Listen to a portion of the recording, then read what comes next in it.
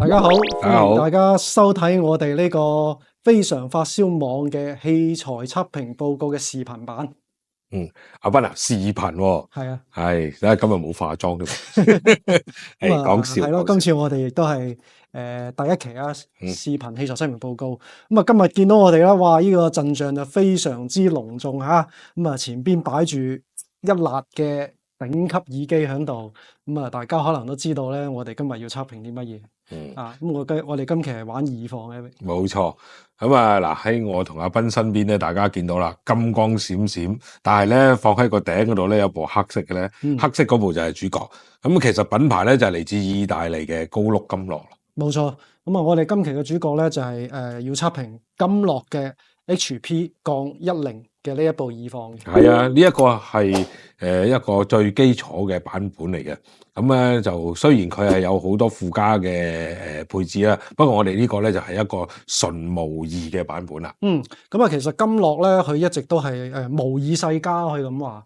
佢亦都有做功放啦，亦都有做一啲嘅模擬類產品，例如黑膠唱機啦，黑膠嘅呢個唱放啦。我哋今次咧揀嚟嘅呢一部咧係一部耳放，去試試佢嘅呢個耳放，咁究竟係咩效果？HP-10呢副耳放咧，即係可以咁講啦，係即係我哋都玩過唔少耳放啊，都俾到一個我哋耳目一新嘅感覺。咁點解一大堆耳筒喺度咧？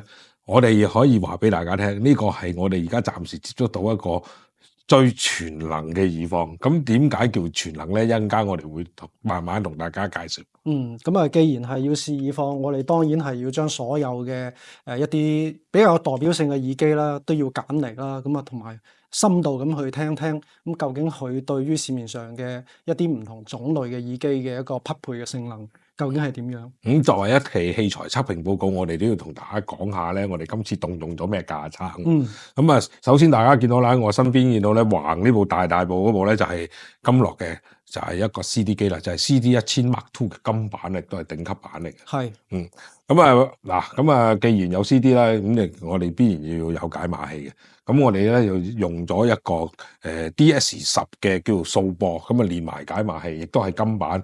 為咗隆重其事啊，我哋都出動埋分體電源。所以大家見到金色呢三件咧，其實咧就係佢哋啲金版嘅數字音頻嘅設備嚟噶。CD 機數播，數播當呢個解碼器用噶。係啦，呢一部耳放咧入邊嘅功能咧，可以話係非常之強大嘅，因為我哋睇到佢咧入邊嘅即係俾發燒友嘅設置咧，個可玩性咧係非常之豐富嘅。阿斌，你既然講話有咁多功能啊，咁會唔會好麻煩咧？嗰個人機界面咧，呢部金樂咧可以咁講啊，就俾到我哋耳目一新嘅感覺。因為點解咧？就係因為呢個係啦，呢個觸控屏咧，只要你點入去之後咧，你會發現咧有好多嘅可玩嘅設置嘅。包括咧佢有4段嘅 COSFIT 可以俾你揀。呢度同大家講嘅 COSFIT 係咩嚟咧？其實大家有玩耳機嘅都知道嘅，耳機咧就同我哋聽兩聲道立體聲唔同嘅，左耳咧係聽唔到右耳嘅信息嘅。按道理係聽唔到㗎。咁 COSFIT 咧就係話咧，希望將我哋聽立體聲嗰陣時個狀態咧，左耳同右耳咧通過電子嘅方式咧係去重疊喺唔同嘅耳仔嗰度。冇錯。咁咧就模擬翻一個我哋嘅立體聲音場出嚟嘅。咁喺呢一部耳放嗰度咧，我哋咧就有4種嘅一個設置可以咁樣去俾我哋選擇。4檔 COSFIT 咧個強度都係唔一樣嘅。響耳機入邊去聽咧，我哋響試聽嘅過程中咧去玩過咧，嗰個分別係非常非常大嘅。究竟點樣去用呢4檔咧？我哋一陣間咧講呢個聽感嘅時候咧，再同大家去詳細去講講嘅。另外咧就佢前面板入邊咧，仲有咧3檔嘅哈曼曲線咧，係可以俾你揀嘅。哈曼曲線咧講出嚟好似好巴閉咁，其實就係 EQ 嚟嘅。係啦，其實係 EQ 嚟嘅。因為咧，點解佢要選擇哈曼曲線放喺入邊咧？因為哈曼曲線響耳機界嚟講咧，佢係一個即係相當之具有參考性意義嘅一個叫做比較適合人耳去聆聽嘅一個咁嘅曲線。最特別嘅地方咧，阿斌咧，呢3條曲線咧可以疊加使用喎，嗰度先厲害喎。係啊，即係好犀利嘅。咁其實咧可以咁講，喺玩耳機嘅朋友都知道嘅，耳機其實咧就好有性格嘅。咁呢個性格咧，往往咧啱你口味梗係好啦。咁但係如果萬一唔係咁啱口味，或者同器材啊、信源啊、放大器啊，可能會有啲操作性或者匹配性嘅落差嗰陣時候咧，呢3條曲線咧就起到好大嘅作用。冇錯，咁除咗呢2個可以調之外咧，咁裏邊咧仲有咧就係增益係可調嘅。咁呢一部機咧入邊佢分咗高低增益2個部分。咁咧高增益咧佢係俾你咧去搭配一啲300到600歐嘅耳機，即係例如我哋今日揀嚟一副好難推嘅，亦都好經典嘅森海塞爾嘅耳機啦。咁呢一副咧就係需要用到 high gain 嘅。咁仲有一檔咧就係low gain，咁即係低增益模式咧，係俾你去匹配一啲16歐到80歐之間嘅一啲低阻嘅耳機去使用。咁除咗咁樣，當然咧係可以咧利用佢呢個純模擬嘅一個優勢咧，就做一個全直通嘅。冇錯。咁全直通咧就可以更加咁樣咧，可以去發掘到呢部機嘅超低失真。呢部機好低失真，0.015% 失真。係啊，呢個好低失真。咁信噪比亦都好犀利，110分貝嘅信噪比啦，同埋咧喺我哋人耳範圍啊，20到2萬周啊。係間尺咁直啊，正負0 dB 喎。係啊，咁另外仲有要值得一提咧，就係入邊咧仲有一檔可以選擇嘅咧，就係嗰個叫做 damping factor。呢個阻尼係數，呢個阻尼係數咧，我哋喺實際嘅使用入邊咧係非常之有用嘅，因為對於一啲難推嘅耳機啦，同埋例如一啲叫做平板振膜嘅耳機咧，呢一檔係尤為重要。佢可以咧將你嘅耳機咧嗰個低音咧，佢可以將佢推返出嚟。咁咧呢個咧係玩耳機嘅時候咧一個非常之重要嘅一個設置嚟嘅。咁所有阿斌我哋頭先講呢樣嘢咧，都可以通過呢個觸控板全部搞到晒。喺說明書度咧大家見到咧就全部呢啲黃色嘅呢啲咧就係呢啲咁嘅觸控板嘅可以撳得嘅地方。咁啱好啊！我手指同我呢個咁嘅觸控板佢嘅分區咧，亦都係差唔多嘅。咁除此之外咧，阿斌仲有一樣好好嘅俾你我哋測試耳機功能咧，就係一個立體聲嘅全方位設置。咁點樣全方位法？咁正常我哋知啦，立體聲梗係左同右啦，係嘛？佢可以左右對調。可以淨係聽左或者淨係聽右。哇！咁佢呢個就有一個叫單聲道模式。咁對於一啲即係叫設計耳機，或者對於係一啲對工程好敏感嘅朋友嚟講咧，即係設計耳機啊，或者對呢個耳機設計嘅方面佢有啲追求嘅朋友咧，呢個功能咧係好好嘅。佢更加能夠咧好清楚咁樣咧，去將個耳機嗰個我哋所謂嗰個音場，去通過呢種方法去表達出嚟。冇錯。咁睇翻啦，嗱前帳板上邊咧，其實呢部機咧嗰個耳機接口係好豐富嘅，基本上係應對晒而家目前所有嘅耳機嘅接口，包括有國際標準嘅6.35啦，仲有咧就係平衡接口啦，呢個係對付難推耳機咧一個必選項啊，仲有咧就係4.4嘅一個平衡接口，仲有一個最傳統嘅小耳機口3.5嘅接口，有4個接口咧俾用戶去選擇。金樂呢部機咧，亦都好特別啊！通常咧，我哋見到呢啲接口咧，喺好多耳房嚟講咧，都係吉落去就有料到。但係呢一部機咧，佢可能係為咗追求嗰個線路上邊嗰個唔迂迴啊。佢係要喺面板嗰度咧進行一個獨立設置。冇錯。咁當你插咗落去一個你需要聽嗰個位咧，你就要通過呢個觸控面板去進行分配。係聽嗰樣就撳嗰樣，冇錯。咁其實仲有一樣好處咧，嗰個耳機咧就唔會，你唔用嘅耳機啊，你唔會出到聲。係啊，呢個我覺得幾好用。係，因為佢避免咗你咧同時插所有嘅接口時候咧，如果佢唔做呢種選項咧，變咗你啲嗰個耳機與耳機之間係並聯咗喺個路書上邊。係啊，嗰個阻抗係啊，會影響晒個阻抗。咁所以呢個亦都係一個非常之即係細緻嘅一個設計咯。咁頭先都同大家提過啦，呢部機係一個純模擬嘅機，咁究竟佢有咩接口咧？佢有平衡嘅同埋單端嘅輸入同埋輸出，係咁意味住咧呢部機可能可以當前級用喎。係啊，佢直頭係可以當前級用㗎。如果假使間你有一對有源喇叭嘅話咧，咁佢可以作為一個前級咁樣輸出咧，係去調整你嗰個有源喇叭嘅音量。啊，咁啊一機係兩玩嘅。咁啊，作為我係對音響比較關注嘅，即係嗰個音響操作性比較關注咧。我就覺得呢部機係可以咁講，喺一個好好嘅操控界面嘅情況之下咧，係可以好容易咁揾到你所推嘅耳機同埋自己想期望嘅聲音嘅演繹方式。呢部機即係在於我 L 網嚟講咧，呢部機我嘅評價就係好聲之餘，佢係一個耳放，係對差唔多市面上我哋暫時而家見到呢一大堆耳筒，或者其實有其他嘅我哋冇擺出嚟啫，有啲要還翻俾人。咁所以咧，我覺得佢就係一個百搭耳放。咁啊講真啦，我哋次器材測評咧都係由阿醫生講聽感嘅。咁我哋嘣一聲就請阿醫生出嚟。我哋請醫生講先啊。好啊。係啦，咁啊接落嚟咧，我哋請出阿醫生咧，同我哋一齊去做呢個聽感嘅分享嘅。咁啊，響醫生講分享之前，我哋不如先介紹下前邊呢堆耳機入邊有乜嘢。係啊，陣容龐大啊，太壯觀啦！呢堆耳機，咁啊入邊咧就分別有3副索尼嘅耳機嘅，咁啊分別咧就係比較新嘅監聽耳機 M1 啦，咁啊同埋咧佢嘅一個 M1 嘅開放版本啊 MV1，咁啊仲有一副咧就係時代遠久少少嘅，就2Z7，咁啊都係索尼嘅，咁啊呢一副咧就係鐵三角嘅咧。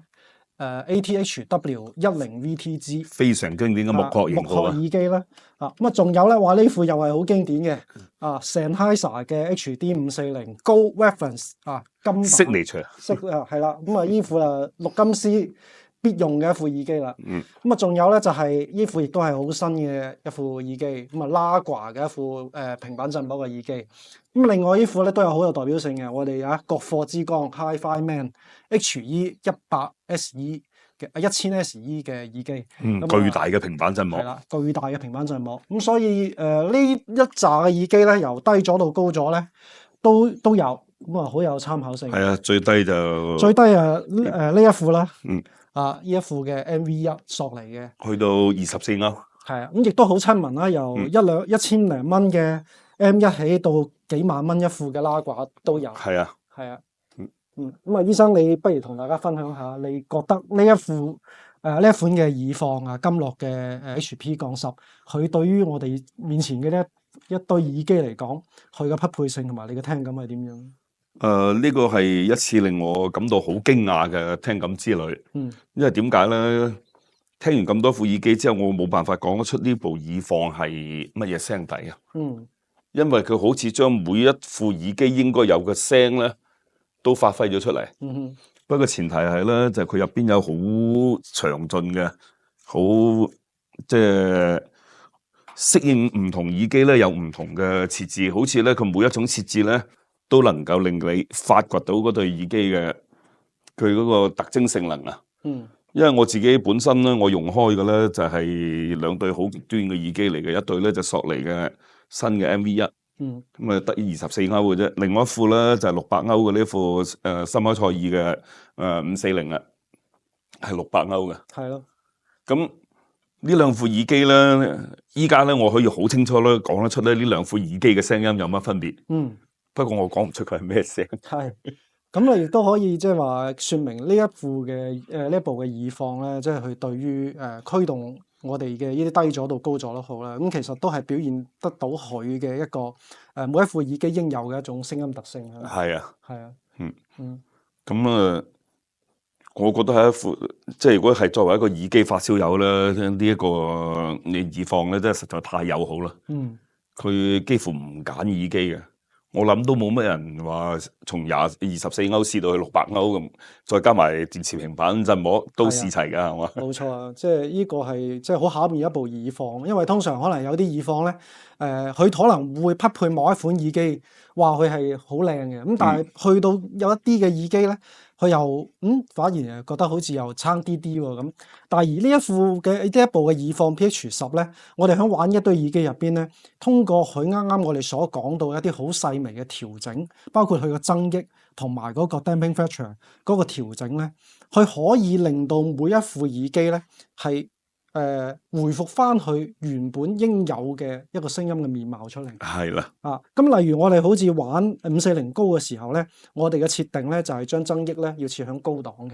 係啊。然之後咧，亦都要將嗰個 damping factor 咧係要設響一個高檔位上邊。係啊。咁咧佢出嚟嘅聲音咧，既有一個推動好強嘅驅動力啦，咁啊去令到佢完全被驅動之餘咧，亦都係將佢嘅低音嘅嗰個輪廓咧係打開咗嘅。係啊，因為去到600歐嘅耳機咧，其實依家市面嘅主流型號已經幾乎唔見㗎啦。咁啊呢一檔嘅呢種高耐阻嘅耳機咧，都應該喺2-3年前嘅一啲主流啦。冇錯。咁啊到咗依家咧，就已經係隨住啲新嘅單元啊、新嘅技術開發啦，好似索尼呢兩副咧就好典型啦，佢耐阻就好低嘅。咁呢一部耳放咧，就居然可以將佢每一種嘅呢啲耳機，佢嗰個聲音啦，佢嗰啲優點啦、特性啦，都表現得好清楚。咁譬如話，依家你話想聽好細緻嘅分析力啊，好細微嗰啲瞬變動態啊，咁你可以用索尼依家呢啲低阻耳機，就攞嚟工作。咁如果你話我係中意聽一啲好特定嘅音色啊，或者我有我自己一啲咩特別嘅審美咧，所有耳機你都可以攞嚟，佢都會同你匹配到。冇錯啊，咁即係每一副耳機都好有特點嘅。咁包括嗱，呢一副木耳機咧，我覺得我係叫佢味精王。因為咧，佢聽嗰啲人聲咧，嗰啲高音嗰啲諧波特別豐富嘅，係啊，特別毒嘅。據說咧就係聽女聲嚇，會特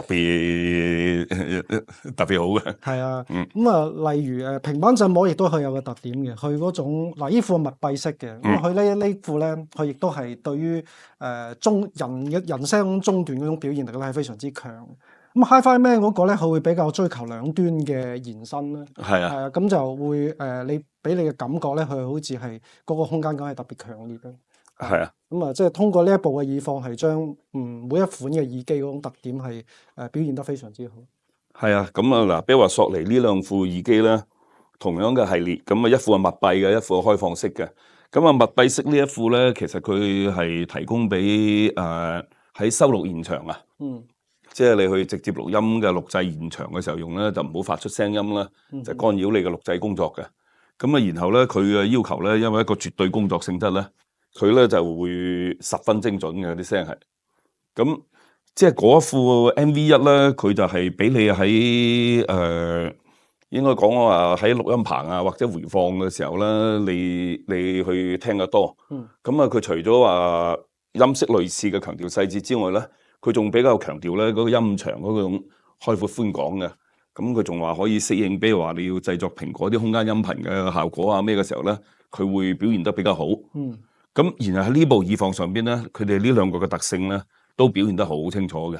係啊，所以呢一部嘅耳放咧，我覺得係真係好推薦啲耳機發燒友去擁有嘅一部耳放，即係特別你係真係同時擁有好多款唔同嘅品類嘅耳機嘅時候咧，佢係可以好輕易咁通過佢入邊嘅一啲設置咧，係幫你去匹配到你現有嘅耳機。我咧佢嗰個零售價係2萬幾嘅呢部標準版。咁我覺得對於而家啲咁貴嘅耳機嚟講咧，佢嘅定位又唔算真係好貴。咁佢送埋前級啊嘛。係咯，咁所以真係都幾好玩嘅呢一部耳放係。大家不妨咧可以去留意咧，去揾嚟聽聽。係啦，今次咧係我哋第一次嘅視頻節目啦，希望大家咧中意我哋嘅呢種嘅節目形式啦。如果大家有乜嘢想同我哋講咧，可以喺我哋嘅視頻下邊咧留言。最緊要咧1鍵3連話要多多點讚啊，我哋先有動力咧去做多啲視頻俾大家睇啊嘛，醫生。係啊。我哋其實咧就將電台入邊咧就只係喺空氣中傳播嘅聲音嘅器材測評報告咧，就變成一個見得到可視化嘅效果啦。大家咧會更直觀一啲。冇錯啊，咁希望大家多多支持啊！咁我哋下期節目再見，拜拜。